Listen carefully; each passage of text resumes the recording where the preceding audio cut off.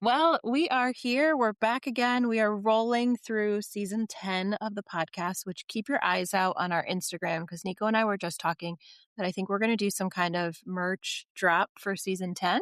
So if you're interested in wearing the podcast on your sleeve or somewhere on your body, I don't know, keep your eyes open. Maybe it's available soon. Yeah, exactly. Coming soon. So for our next episode of season 10, we have somebody who I admire, who's a super planner, who's wicked cool, and has definitely produced some absolutely killer, amazing sets recently for HDF, just from my recent experience in that. So take it away, introduce yourself, and we will roll on from there. Hi, I am Bess Stathakis. I'm from Atlanta, Georgia. Thank you for all of the pats on the back. That was so sweet. I'm so just honored and excited to be on here. I've said, I think I'll say it till I'm blue in the face. I think this is like the coolest podcast ever. And for y'all to do all of this connecting and getting people on here, I just think you're doing the Lord's work. So it's great. It's awesome. And I'm super, super grateful to be a part of it.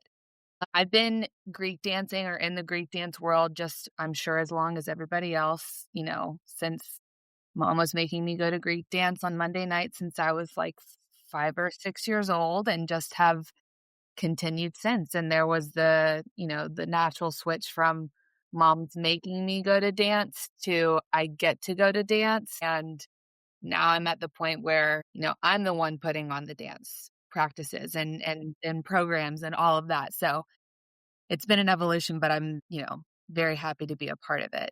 And I'm happy to be here. Awesome. We love it. Glad to have you. Yeah, so awesome. Yes.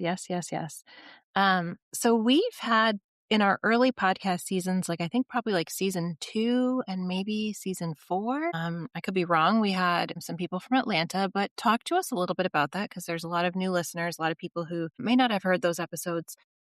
Talk to us about Greek dance in Atlanta and, where you all are at right now because you guys are a huge community. Yeah. So those few people that you had on in the beginning were truly like the foundation of Greek dance in Atlanta. The family I've married into now. And they are just so great, and our program wouldn't be where it is without them. And they got it kickstarted, and from there it grew, and it's grown into this awesome program that we offer from, kindergarten through adult. And we also have the option for like a group if you just want to like come and learn. It doesn't have to be a competition thing for adults. We call it our Just for Fun group. So you get to come and you learn and you hang out and you get to be a part of it without, the like serious competitive side of it. So it's grown into this bigger thing, and I'm just happy to be a part of it and, happy to do what I can to help it grow and continue. But yeah, it's, the family, like Dimitri and Kat's family with Kiki, they all are just so foundational to the dance program here in Atlanta, as well as Vasho Yanakopoulos and several others that I know I'm dropping off, but those are like my top. Those are like my people. Like those are like the foundational people to me with Greek dance, but as well, the program here overall. So I do what I can to help keep that going because it was so important to me and foundational to me. So yeah, that's great. Yeah. I've also been seeing a lot more of this Just for Fun groups, and it's for older, and not necessarily older, like all age groups, just like, just want to come dance. It's a great thing. Like, yes, that's what dance should be. Yeah. No, 100%. I completely agree. The idea of it came a couple years ago, and it was just several of like our kid dancers, their parents, like, I don't really know what my kids are doing, and I want to be able to come out during, a wedding reception or a baptism reception, anything where, or Panigia, when they're in Greece, they want to be able to do like basic dances that aren't, Kalamatiano or Tsamiko or whatever. And it just evolved into this thing. And now we have like this huge group, and they're all just like so into it. We had like a discussion today. They're like, we don't want to stop. Like our season ends in March, but they want to continue. They're like, we have so much fun. We're learning, and we're all just like hanging out. And that's like, so awesome that they want to continue, but like they also look at it as like, we're just hanging out with our friends and we're here to learn like what we want to learn. There's no Yeah. like set curriculum. And I think it's super fun for them. Yeah. That's great. Yeah. I think that's so important too to like have that space because I feel like there's a lot of like people, I don't know. I feel like if I didn't know how to dance and I was an adult, I am an adult, but let's say I didn't know how to dance, right? I mean, maybe I'm an adult, who knows? I would feel like a little bit self conscious to just even say that, right? Like, I can't tell you how many times too, like, adults have been like, I need dance lessons before my wedding or before this or before that. And it's like, it helps them build connection because their kids are all growing up together. And then also it just makes them connected more to their culture. So I think I love that idea. I love it. So great. Yeah. Yeah. Yeah. I mean, all of that's so true. Yeah, absolutely. I feel like years ago there was a Just for Fun group that I was part of, and there was also like a lot of like wine that was part of it. Like people would be like, "Have a wine, have a beer, have a this," you know? Oh yeah. Like we have our consistent instructors that come in and teach it's like every other week that they have it. And I'm so grateful for them. And then like there was a time like whenever they step out, our subs or like our people who are willing to come in and help, they'll come and they'll be like, we're going to bring up a bottle of wine for everybody and we'll bring like a cheese board. I'm like, maybe I'll come to this practice instead of Right? our competition practice because it sounds like a lot more fun. And like Yeah, exactly. Especially when you don't that's have to kind of do the anything environment except you want it show to up. be anyways. You want it to be fun and like Yep. enjoyable and like, yeah, have a glass of wine. You're adults. That's fun. And everyone Yes. needs one at the end of the day. Yes. Yes. I'm gonna go with an amen to that. Uh-huh. Yeah. Um, can you tell us about like so I love when you said in the beginning that you were dancing and like it became like, it was your mom or your parents taking you to dance, and then now there was that switch. When did that kind of happen? Like, when did you sort of realize, like, holy cow, this group is now my responsibility? Like, I'm the instructor here, or I'm one of the instructors, or on the leadership team. Like, talk to us about that transition.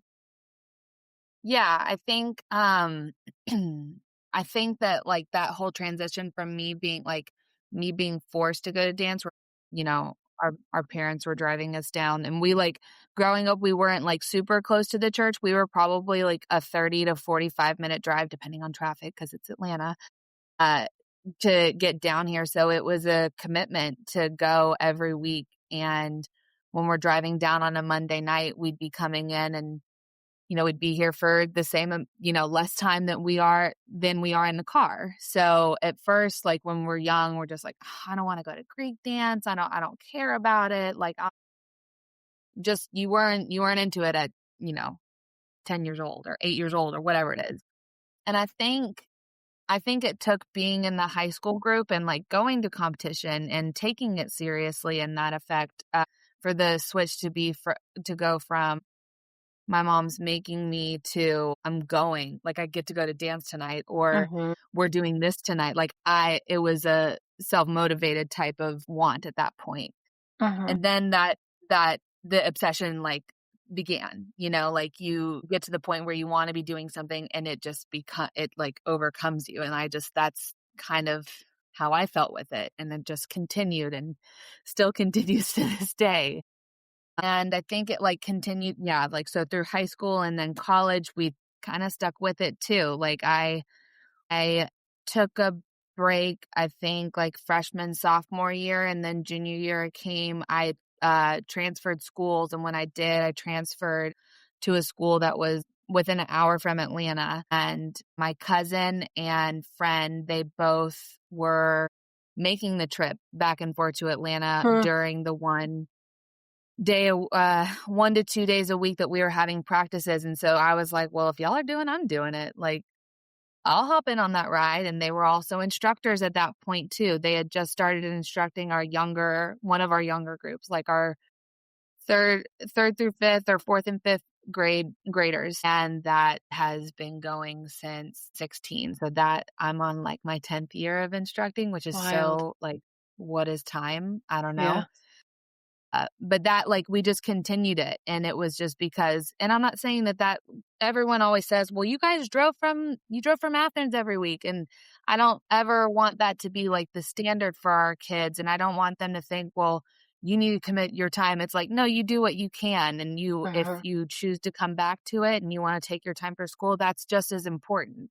And that's Uh-huh. just as admirable for you to come back to something Absolutely. Sure. like that. But so anyway, so driving back and forth from school and then getting my foot in the door as an instructor, and then post grad continuing to instruct, and then gradually working up to the older groups. And now this was my first year instructing the adult group. And that was just a whole different perspective and a whole new challenge, and will forever be a challenge, will continue to be something that Mhm. works on. But Yeah. instructor role now in the adult group, but also a couple years ago uh offering up to be the program director too, because there was a transition time from our old director, and I was like, well, Sure. why not? I could do it. Why Yeah. not? We'll just do it. We'll roll with the punches. We'll see how it goes. So yeah, just staying involved in any way I can, any and every way that I can. That's now my present. Yeah. Yeah. Was there It's awesome. a moment you remember, or maybe that was tied to like a region you did or something that just got you really just it just opened up the floodgate? Is there some specific that you remember? Because that was it like the slow burn? I think there was the time. So like Atlanta back in the day was definitely known, and I'm going to say don't quote me, but here we are,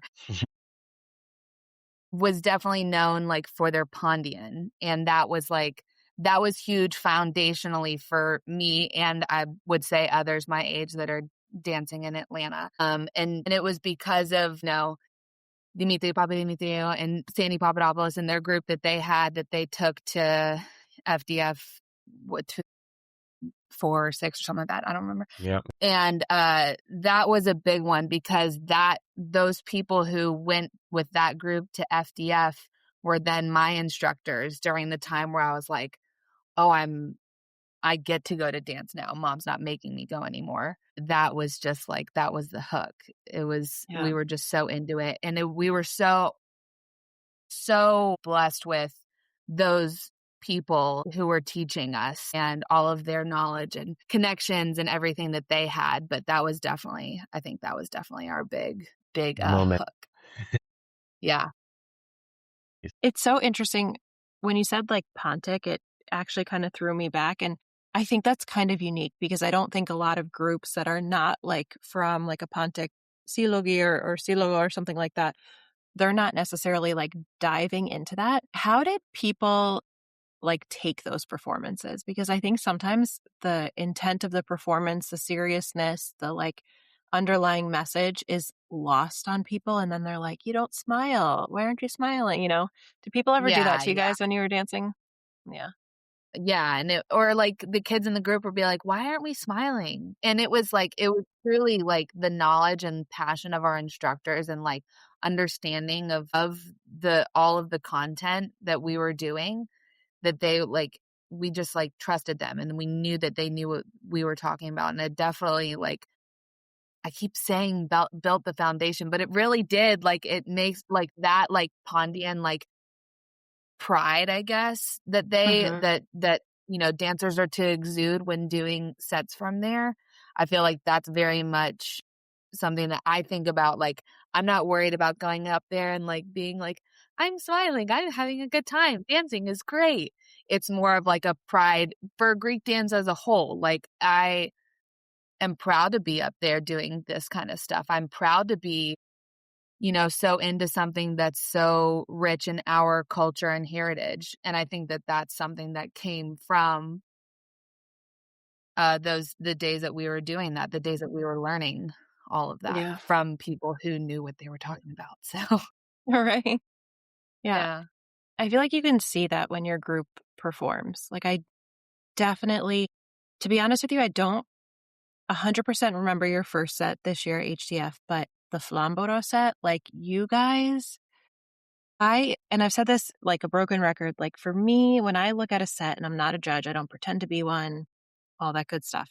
If I can get transposed, like if my brain takes a trip to where you all are pointing me to, like everything from the outfits that you all were wearing to like connect to the fact that this was like either late 80s or early 90s. Like it was like designing women on stage, like just like everything. Nico, I wish you would have seen it from like my vantage point. Like somebody had like a purse on and I'm like, my God, you guys were dancing in like coats. I'm like, this is exactly it. Like I'm in the village. We're in the village. Like I was absorbed. I was like this the whole time. Like just like literally, it was me and Chloe were like, Yeah. I mean, for me, I'm right there with you, Maria. Like, if a group can do that for me, just like you've nailed it. Yeah. Oh, 100%. And I appreciate you saying that. You're so sweet to say that. And like I feel like that's definitely how HDF has evolved in a way. Like you're not, and I don't mean to take this away from HDF in any way, but like I think that now it's more important to have that aspect to a show. Like as much as the judges say, like we just want to watch the dancing, but there's the Ethimo side of it too, and there's the folk expression side of it that ultimately is looked at. And so you as an instructor want to go into stuff like that, and you want to learn. Like I want to learn it personally too. Like I want to know that kind of stuff. So being able to properly portray something like that is very much a tall order. Absolutely. So I appreciate you saying that. But it's just, it's a part of it now. And that's the next step. I think especially being like in the advanced, whatever we were this year, yes, the advanced adult legacies. category. Yeah, right. Being in that category, you have to level up in that way, and you have to do something more than just start, stop, but also just like proving that you are of that level. And so that was our goal with the Flamboro set. It was a lot of fun learning so much, and it was a lot, that Peter got through Odyssey and the connections he made and the content that he collected and all that. So it was just a lot of fun. And Cetus / all that whole area is something I love to do too. So that was fun to do. It was a challenge to teach. It's not an easy set, and by no means am I like have I even scratched the surface of knowing like what it takes to do a flambero set or dance flambero like stylistically correctly, but it's still just a super fun set and area to do dances from. Yeah, it's definitely one of those areas that grows stage. on you. My first exposure was in high school, and it just seems so foreign. It's like I don't understand this music. I can't hear anything in the music. But like once it clicked, it's pretty hard to be. I mean, I've even been there for Apocryphus with Yvonne one year, and that was just that took it to a whole nother level as well. No, 100%. I the same thing. The first time we ever did any sort of set a show was in high school, and I was like, oh, this is our like as a kid, you're like, oh, this is our boring set. We have to do this one, but we've got the really fun one next. And it was our set a show and our Pondian show. And I was looking forward to the Pondian show because whatever. Yeah, our first time doing setus was like, okay. But now like I feel like that's something that you learn as a dancer too, as you mature as a dancer. You're not doing all the fun, kicky, flippy, whatever types of dances. You're doing not more difficult, but something that just like takes more like soul. You know what I mean? Yes. Yeah.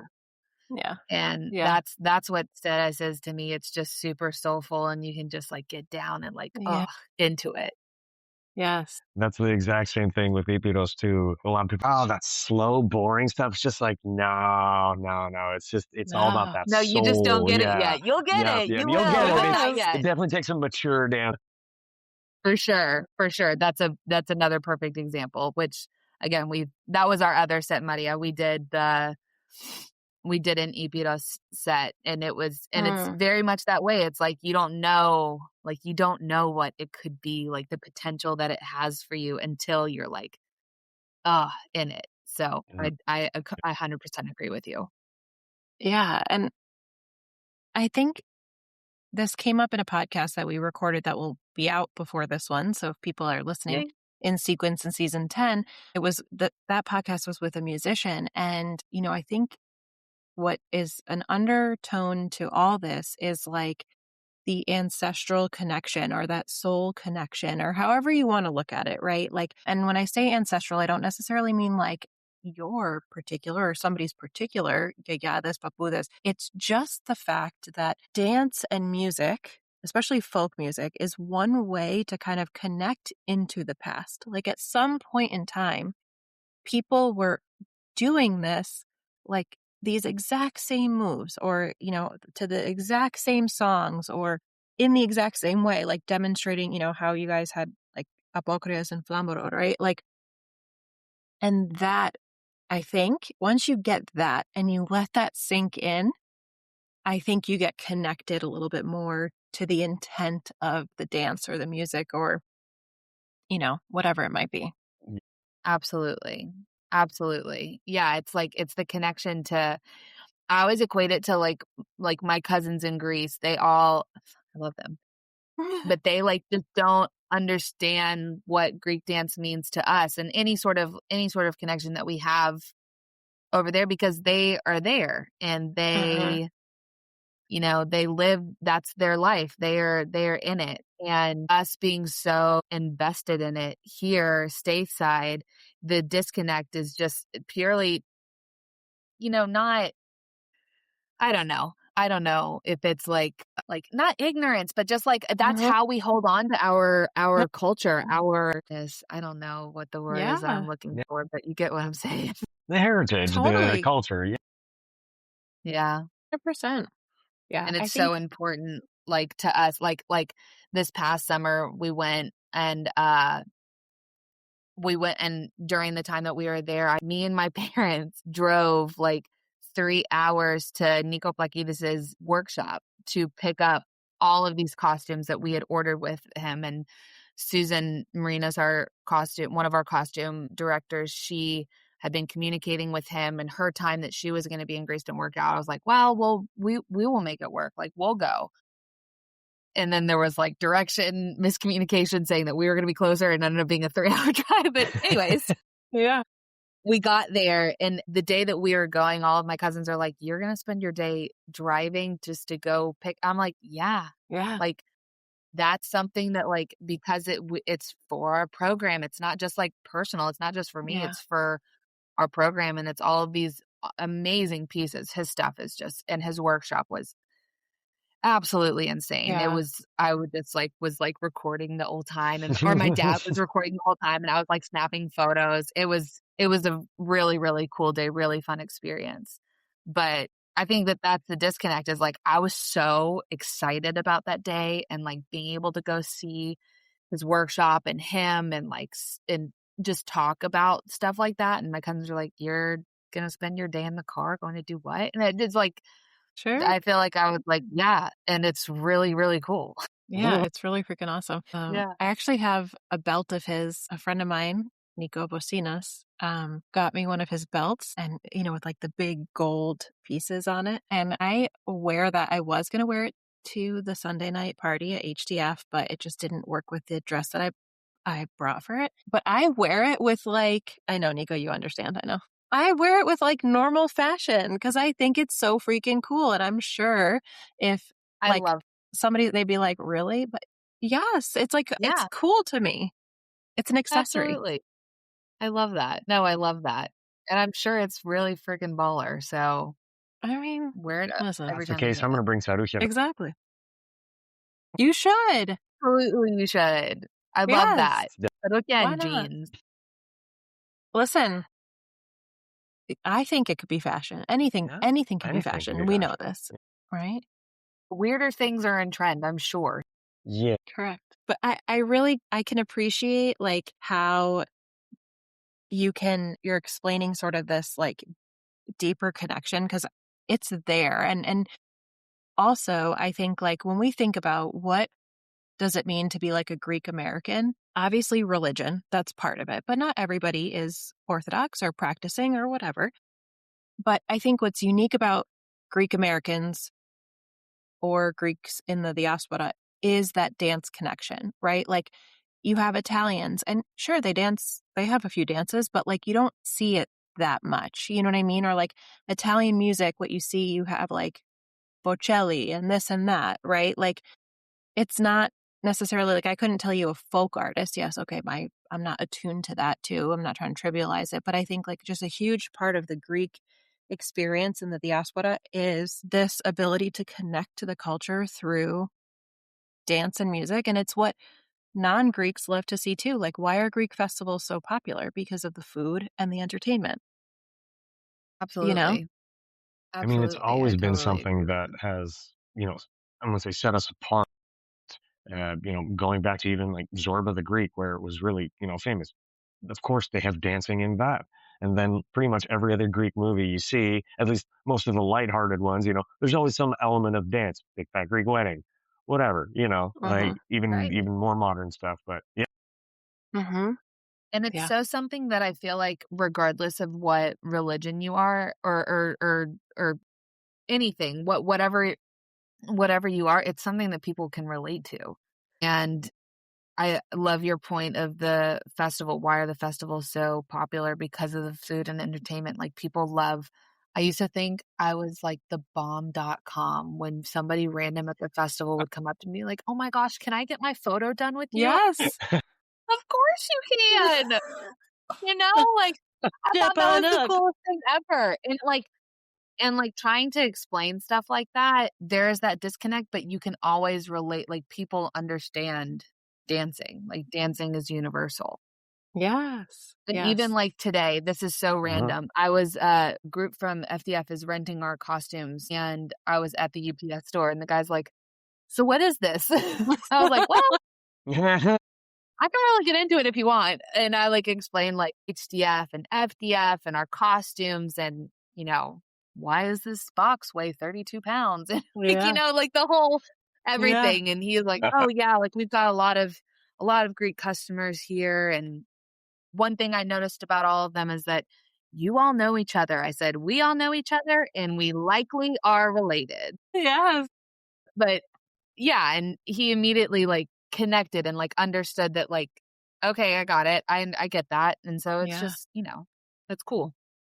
so much of our culture really revolves around it. Like pretty much any event, we're dancing, singing, Yeah. food. So true. So Legit. true. It really Legit. does. Yeah. Like you go on the Odyssey trip and I haven't been. That like what it's talking with people, it's learning, it's also dancing, food, culture. It's all there. Like it's Hmm. just Right. Yeah. that's how because you're learning people's way of life that thank God in Greece there's preservation of that too, right? Like it's Hmm. still the authentic traditions and sure they might pop up certain times of year more. That's the exact same thing here too, right? Like we don't Yeah. necessarily have our traditions every single, around every single calendar month, but I think like what I've sort of realized just being like a bystander to HDF and seeing people now consistently, I think this year was my 5th year with HDF, which is actually kind of crazy, is you can see a lot of growth in what people are presenting when you know that they've immersed themselves in the culture for the purposes of research, whether how strict they are in terms of that term research or how loose they are, it's a spectrum. So, like Peter going on Odyssey or other people deciding to spend part of their summer on an island learning from somebody like Platus, right? Like he brings stuff back. Like, so I think that's a huge part of it too. Like learning from experience and allowing self to like somatically experience life over there, I think makes the sets easier to carry out and to then teach to people, you know? Absolutely. Absolutely. And we're so fortunate to have those connections that we people make, not just through HDF, but the connections of like through musicians who have friends over there who knows a guy and it just like it's the web. It's like I mentioned earlier, the you know, the Greek web, the Greek people web, where like you're related Mhm. to this guy who's friends who's second cousins on the other side, who's Kubati with, Yeah. that web. And now like the Greek dance web, it's such a blessing that we have all of those connections. And most of it for me is obviously through HDF and seeing all of those people, but it really is so great. And it's something that I think a lot of people take advantage of and, have the ability to go to Greece for a year, and they use a connection that they have and then they build their own. And I think that that's so awesome and a really great quality to have as a person, like being able to like just immerse yourself and not worry about like I always have a hard time whenever I'm in like Greek events because I don't speak Greek fluently. I understand a fair amount, but I know that like if I were going to Greece, like I'd have to like if I didn't have Theo with me because Theo speaks fluently, but like I need somebody to help be my translator as much as I like can understand. I wouldn't be able to just like beep bop around.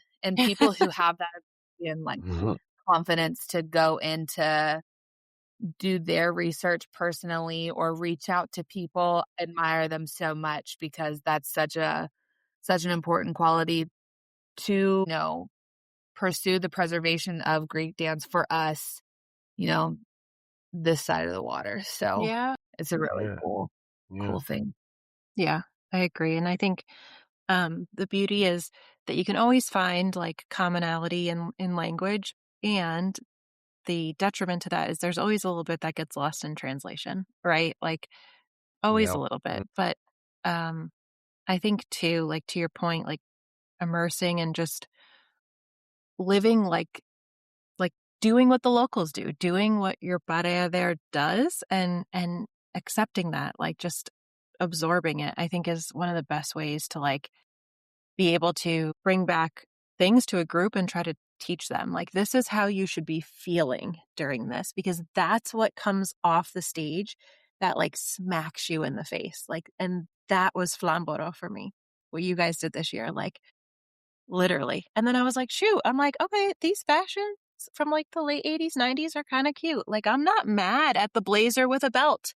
I am not mad at that. Bring it back, folks. Gosh, Give me 100%. some shape. When, Come on. when we were like trying to like put together these costumes, 80s, 90s Yeah. stuff, everybody was like, what am I supposed to wear? I'm like, I don't know, shoulder pads. Like, let's figure this out together. And then I started going into my own closet. I was like, I have a lot of this stuff already. Why do I already have this plaid peacoat with shoulder pads? But it was super fun. It was so fun to do that era. I feel like a lot of times when people do period pieces, it falls into the like the 50s or the 20s. And this one being a more modern show or whatever it was fun and it was different. And like, all the girls got together, were like, we got to tease our hair. Mm-hmm. I thought that was fun, but silly. But yeah, it was just it was different than anything that I had done before. So it was Yeah. a lot of fun. Yeah. And I give you Did guys anyone credit perm their too. hair? One girl who has like this naturally just like beautifully curly hair and she just like let it loose. I was like, you need to do this all the time. Like this is a Right. look Yes. and I love it. Yes. Yes. But I think like at some point in time, like the period pieces have to shift to a more recent period, right? I Like know. Dimitri Dallas, he had on these wicked bell bottoms. And I was just like, but Yeah. yeah. And I couldn't tell you exactly like when their research, was what exact kind of period they were pinpointing. But obviously like bell bottoms were still in because of the video he watched.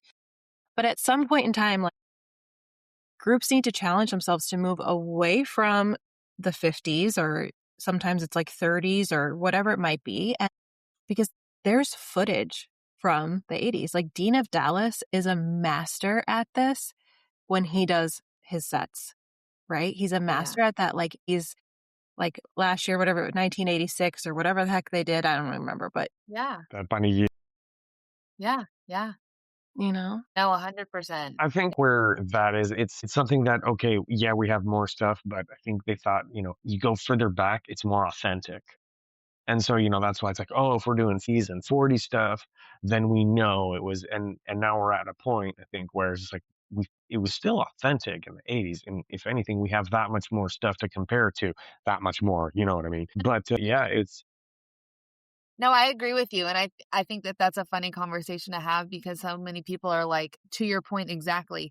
The farther back you go, the more authentic it is. But what is authentic? Like people are still, like the dances are still happening in those. Yeah, like the people are still doing the dances that are from that village. So why wouldn't that be authentic? Mhm. You know? And I've had I had that conversation recently and I don't remember who it was about or who it was with, but like there's no rule book. There's the constant change and evolution of dancing regardless of where it's from. Oh, Like yes, you will if you can go back and find the first guy to do that one dance from that one choreo, hats off to you because it's yeah, like but that to me doesn't mean that that's the only thing that's right. And I had a conversation earlier today saying that like dancing isn't so mechanical. Everything is extremely fluid, not, raising your leg here versus here doesn't make it wrong. You're still doing the same step. There is a style umbrella for each region and all of that, but ultimately you're doing what you feel when mhm, you're dancing.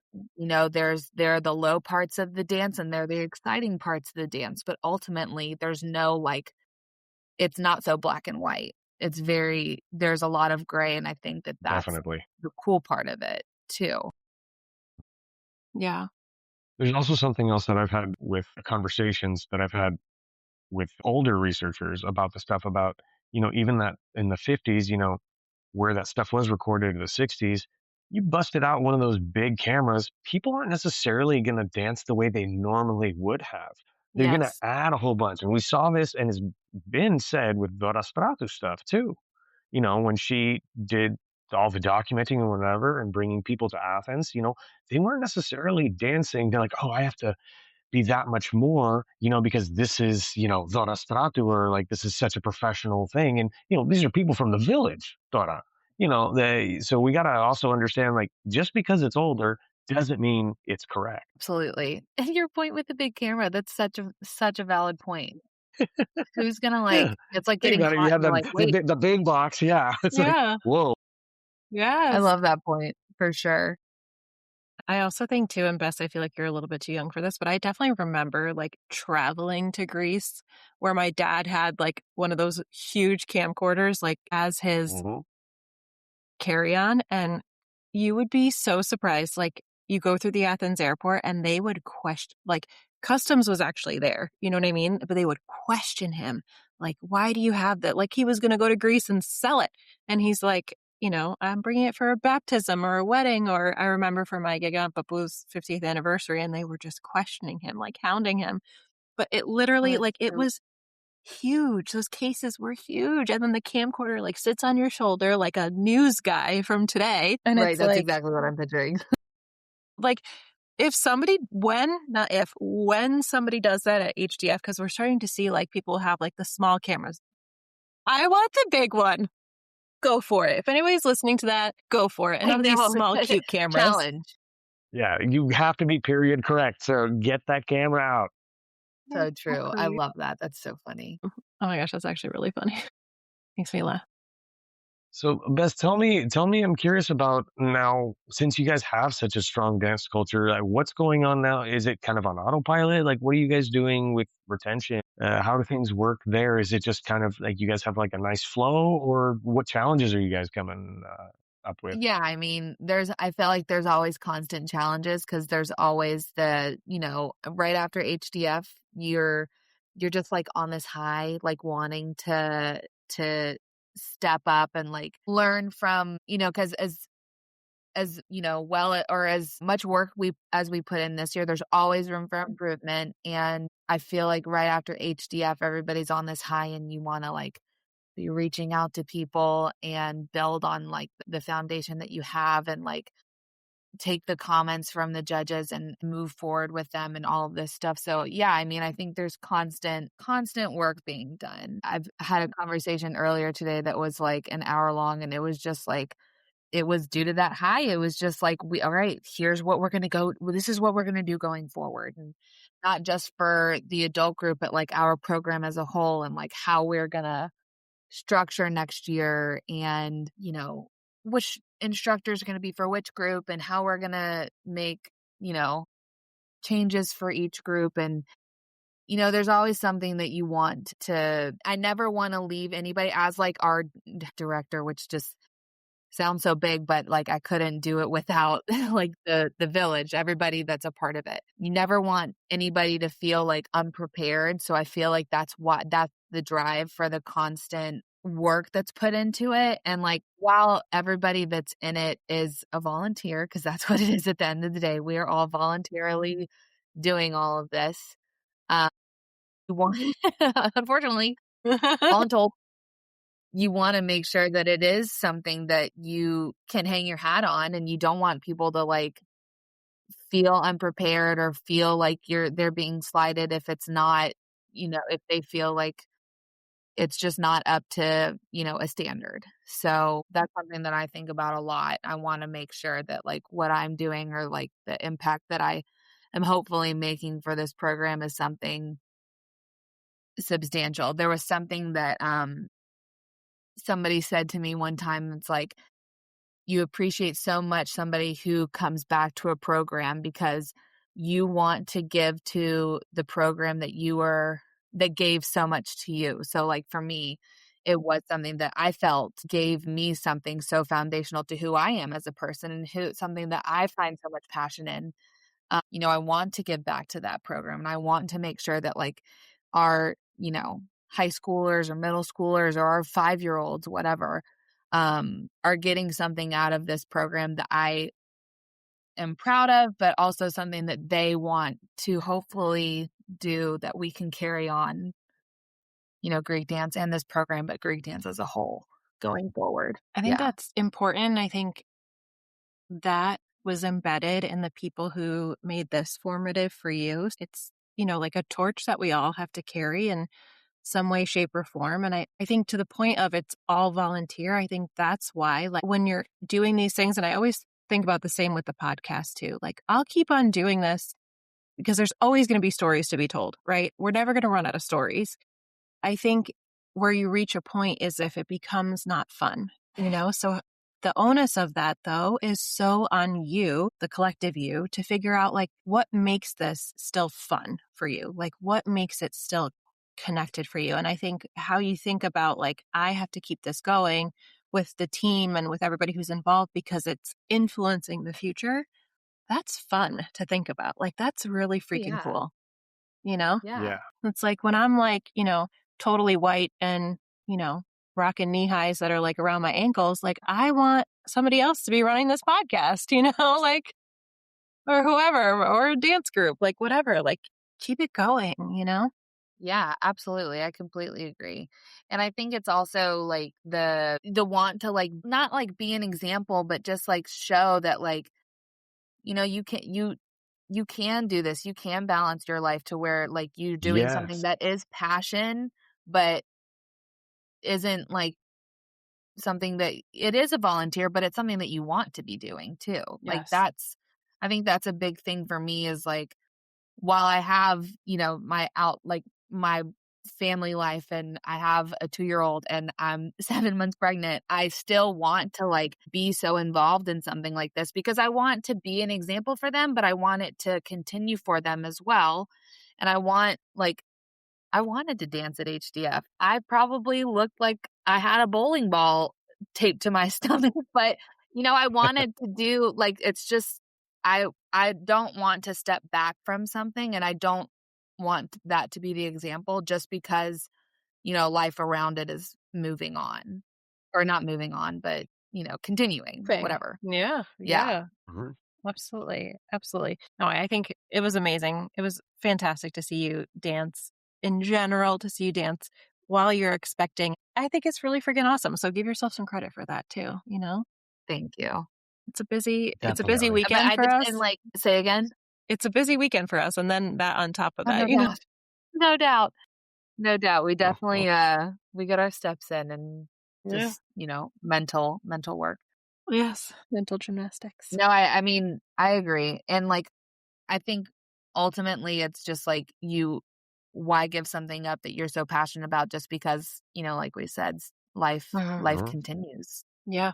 Yeah. And if you like, I'm so grateful for my husband, but like our families and how like supportive they are of it and how much he's like you're gonna go. Or like tonight, he's like, he's making dinner right now. It's great. Yeah. But it's just like, it's because it's just as passionate of a thing for him too. Like that's where we met, was Greek dance. And that's a whole other, conversation to have too. It's like, but yeah, I mean, I think it's just passion is an important thing. And Yeah. it's something that, you should always have as a priority in your life. And I'm grateful for the support I get to continue pursuing that passion.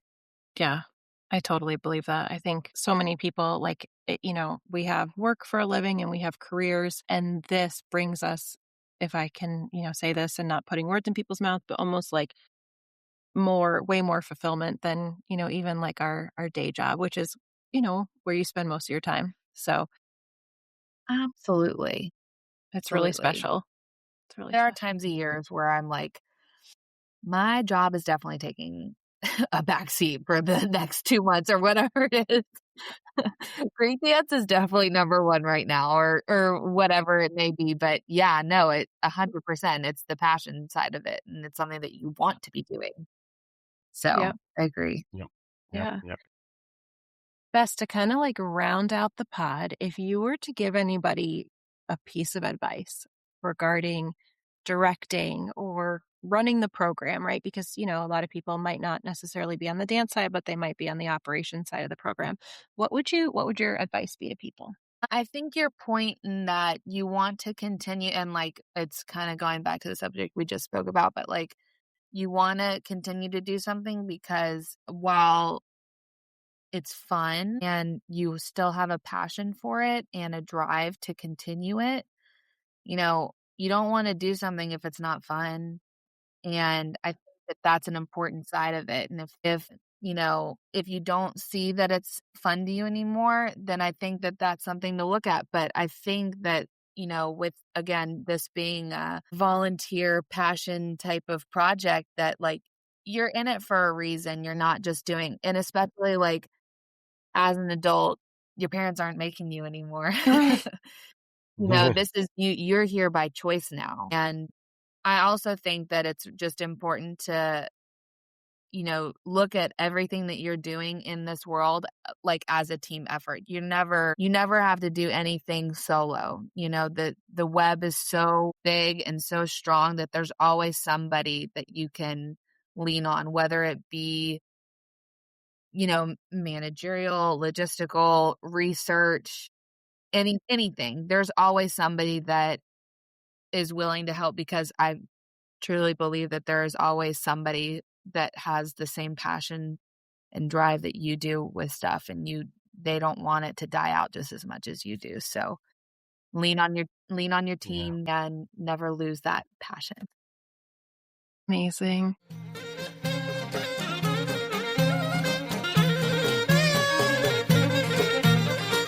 Ένα μήλο κι άλλο μήλο, ωρε βράδιασε και πού θα μείνω, ωρε βράδιασε